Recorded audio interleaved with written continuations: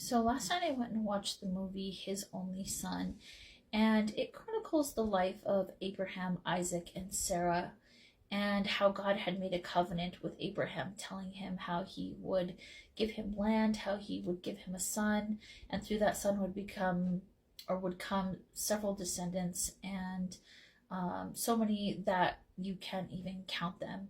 And so it was a very emotional thing because they were trusting 100% on the Lord. They were waiting on Him.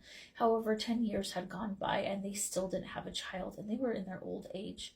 And so Sarah had said to Abraham, at the time his name was Abram, she said, "Go into my Egyptian maidservant, and perhaps you can have this promised lineage and this child through her."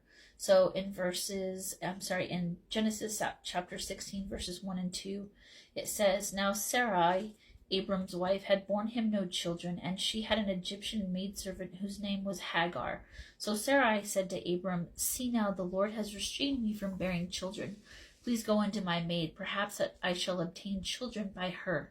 And Abram heeded the voice of his wife Sarah." And so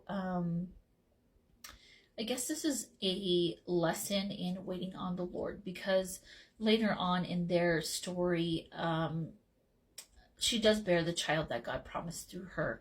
And so her having him go into her maidservant, taking her as his wife, and having this other child was her not waiting on the Lord. Even though it had been 10 years, anyone can understand how frustrating that could be. So she decided to take things into her own hands rather than wait on the Lord. And I think that's what the lesson is here, because through that came animosity. Through that came a whole other line of descendants who caused trouble for the Jewish people.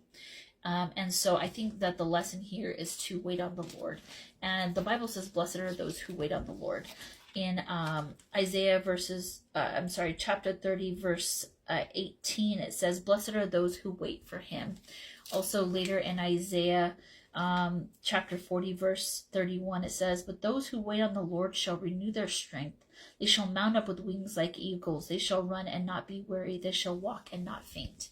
And so I think the message is strongly to wait on the Lord.